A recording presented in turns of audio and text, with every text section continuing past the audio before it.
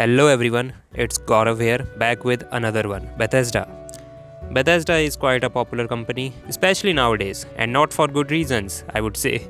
If you know, you know. But in this video, I'm not going to talk about Bethesda failure, how Bethesda has fallen from their crown, or how CD Projekt Red defeated Bethesda in their own game. This video is not about that. In this video, I'm going to talk about the creation engine, which Bethesda uses like Elder Scrolls, Fallout. So creation engine is very old. I mean very old. Bethesda is using creation engine since Morrowind. They have improved a lot, but if you compare their games with other games, they looks quite outdated. I'm not talking about just graphics. I am also talking about the mechanical limitation of the engine, like there are too many loading screens. Personally, I don't mind loading screens, but Starfield was filled with loading screens. And one of the reasons of that was the game had many planets, procedurally generated planets, so loading screen was expected. The NPC density is limited in Bethesda games. The cities are quite small. For example, the prison colony of Gothic is bigger than Skyrim average city. Yeah, that's a difference, and Gothic is a 2001 game. And in my opinion, the engine was already outdated in 2011, but time has changed. Loading screen in 2026 is unacceptable. The combat was floaty.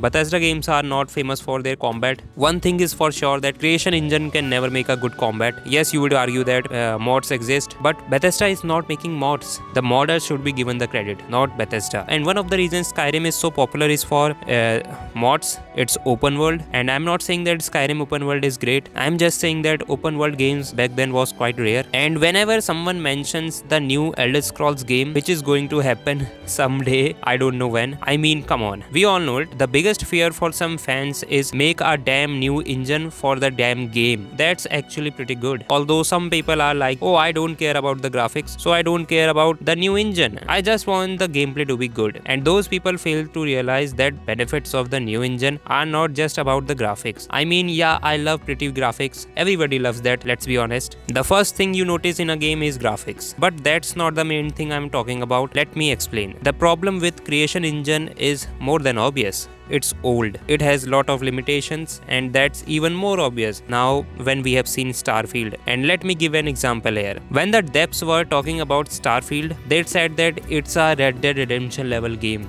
I know it sounds funny, but and if you ask me, you should never trust that guy. No, not at all. So I was expecting something Red Dead 2 level, but I don't even got half of it. But instead, to my disappointment, we got something maybe comparable to Skyrim. Yes, Starfield is Skyrim level. I'm so sorry. The limitations of creation engine is not allowing that. Another awesome benefit that the new engine could bring is certainly massive battles. Imagine if we had really big battles in Skyrim between Stormcloaks and Imperials. That would feel like the real world was going on, rather than some 10 versus 10 civil war. And how about destructible environment alongside with war? I mean, we got Crimson Desert. I will talk about that game in another video. So imagine passing by the place where the war was fought and seeing all the collateral damage and victims, big radiant battles on the map, commanders of both factions eating a bunch of soldiers to battle. One of the biggest thing a new engine could bring, in my opinion, is completely remapped AI. Let's think for a second that the assassin from the Dark Brotherhood tries to kill you, and that he's actually able to sneak on you somehow, or maybe you are a vampire or a werewolf, and vigilance of standard or downguard hunters are able to organize a hunting party and flank you in the woods. I personally, the tavern approaching you and asking you some random question, that while walking away, you notice that he stole some gold from you, and turns out he was the member of that thieves guild. But let's say your character looks like a beggar and poor, so maybe the thief will not even try to steal from you. I mean, just think about the possibilities. All this could be dynamic, which could make the world a lot more alive. Another huge thing is combat. Apparently, in my opinion, Skyrim was a big improvement over Oblivion in some regard. But I think it's time for Bethesda to make a new combat system from scratch. And of course, like I said before, the new engine could play a big part in this. Much more freedom in option with the new mechanics. Maybe make the things like character weight and height matters, and how can you swing a big weapon. If you are a skinny little elf, how well can you aim a spell as an old? All these choices would give a game a huge replay value and encourage player to try different stuff. So that is all for this video and thoughts about the new engine for Elder Scrolls 6. Tell me what do you think about the new creation engine, and what do you think when we will see the first official trailer for the Elder Scrolls 6. I'm not talking about the trailer which was released some 6 or 7 years ago, maybe 8 years. And let me know in the comments below.